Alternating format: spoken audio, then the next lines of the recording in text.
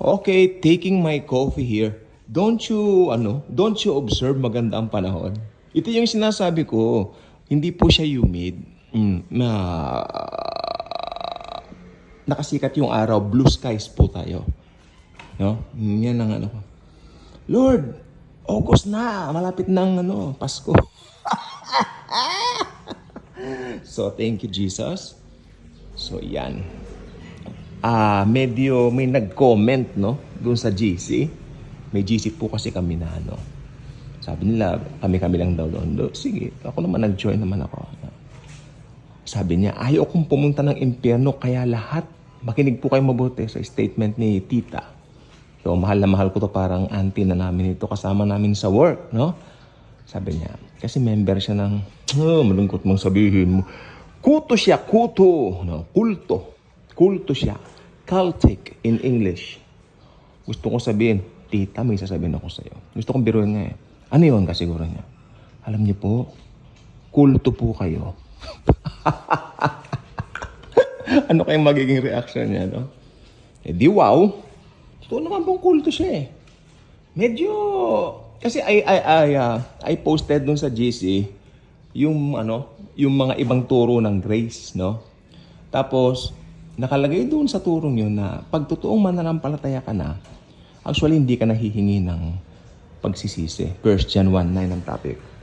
Grabe po yung kanyang komento. Ang sipag niya mag-type. Samantalang kilala namin yun, tamad mag-type yun.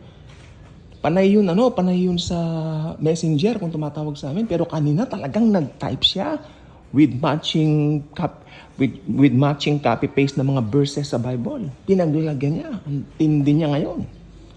Sabi niya, kahit anong mangyari, hindi ako maniniwala sa OSA. Sabi niya, once saved, always saved. I will never believe in that, sabi niya. Sabi niya, hindi ko sabi. Sabi niya, dahil ayaw kong pumunta ng impyerno. So sa makatuwid, inaakasuhan niya yung mga naniniwala sa OSAS na pupunta ng impyerno. Diba? Gagawin ko ang lahat, sabi pa niya, sa abot ng aking makakaya para ako ay hindi mapunta ng impyerno. Kaya doon, kanya. Ganun sa magsalita kasi medyo pabiro magsalita yun eh. Mainit kaya doon. Kayo, gusto nyo? Kanya. Ayun. Tapos ang dami niya mga verses na out of context lahat. Mga pinagpupulot niya sa Old Testament na hindi na para sa Kristiyano. Tawa ako ng tawa kanina. Sabi ko, ano ba naman to? Alam niyo po ba, malit pa akong bata, ganyan na yan. Oh, so, comment sa kanina. So sabi ko, ano ba yan? Ako, wow. Diba? So, biniro ko nga eh. Kain ka na lang sa Jollibee, tanggal ang init ng ulo mo. Sabi ko. Yan lang comment ko sa kanya. Well, ang impyerno po ay hindi ginawa ng Diyos para sa tao. Gusto kong linawin yan ha. Ang impyerno ay ginawa talaga ng Diyos para kay Satanas at doon sa mga nagrebelde. Ano po? Ito pong impyerno ay eventually mabubuksan siya sa katapus-tapusan ng kalahat-lahatan, no? Yung kapuspusan ng kalahat-lahatan. Ibig sabihin, yung final judgment ng mga unbelievers. The white throne judgment, iniisip ko. Yun, the white throne judgment. Nagkaroon ako dati ng tanong dun sa mga Bible study ko. Ano ang mas gusto nyo, Bema Seat o white throne judgment? Sumagot yung galing ng Japan. Yung Japayuki na na-invite namin. Pastor, siyempre, mas maganda white throne judgment. Kalain mo, white throne, ganyan. Ha? Gusto mo yun, ate? Ako, siyempre, pastor, sabi niya. Papaliwanag ko, ha? Pinaliwanag ko. Yung Bema Seat, kako, ito yung judgment para sa mga believers. Ako, wherein, yung mga believers bibigyan ng reward. I-judge ang mga believers hindi para sila ay hatulan sa impyerno, kundi para bigyan ng reward. Ayun ang sinabi ko. Tapos ang white throne judgment naman sa kabilang banda, sabi ko, ito na, nakikinig siya. Ito po ay yung judgment sa mga unbelievers na nabuhay, na bibigyan muli sila ng laman, bibigyan muli sila ng katawan na parang buhay na buhay, at sabay-sabay silang itatapon doon sa gihina sa dagat-dagatang apoy. Kasi pansamantala nasa Hades pa lang sila. No?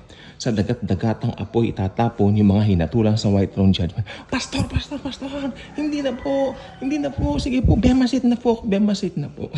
Tawa lang kami. Pero mabait po yung Japayoke yun, siya pang nagpamerienda sa amin. Very happy. And she gave her heart to the Lord na rin. Yan ang tawag namin sa kanya, pero okay naman siya po, mabait po siya. Babalik po tayo sa topic. Ang hell, para po kay Satan, tsaka doon sa kanyang mga angels na rin. Fallen angels nga lang din po dahil sila po ay talaga nagrebelde sa Diyos. Bakit nga po ba? Naisip niyo po ba? Paano nagpumasok kay Satanas yung kasakiman, yung... Alam niyo, hanggang ngayon, naisip ko yan. Ito, honest lang po. Paano pumasok kay Tanin yung nagrebelde siya sa Panginoong Hesukristo? Hindi ko pa rin... Mabubuwang ako pag-iisipin ko, kaya wag na lang, di ba? Wag na lang. Ayun. So, ang impyerno talagang meant for the devil and his fallen angels. Ngayon, ito po ang masaklap. Nang lalangin ng Panginoong Hesukristo, si Eva at si Adan, nagkasala sila. Why? Dahil merong nagsulsol. Ano po ang unang taktika ni Satanas para magkasala yung mag-asawa? Doubt, duda, pagdududa. Tignan ninyo yung tanong niya, basahin niyo sa Genesis. Totoo ba na sinabi ng Panginoong Hesukristo na kung kakanin ninyo ang bungang iyan, kayo ay mamamatay? Sabing ganun nung mag-asawa, correct ka dyan. Di ba? Ganon ka ni Satanas. Kainin nyo yan. At kayo ay magiging Diyos parang ni Jesus. Matutulad kayo kay Jesus na Diyos. Ang tao naman talagang pasaway, gustong lamunin lahat di ba? Ibig sabihin, lamunin lahat ng glamour, ng pagiging katanyag, di ba? Gusto niya. Yan katanyagan. Di ba napasin mo, katanyagan agad? Katanyagan agad yung Itong vlog na ito, hindi po ganun ka-formal to, pansinin nyo. Maging happy naman tayo, no? Yung katanyagan, nandoon yung pagmamataas. Kasi gusto niya maging Diyos din siya. Kaya nilaklak niya. Yung mansanas. Ano yun? Canadian apple po yun. Mahal yun. Joke.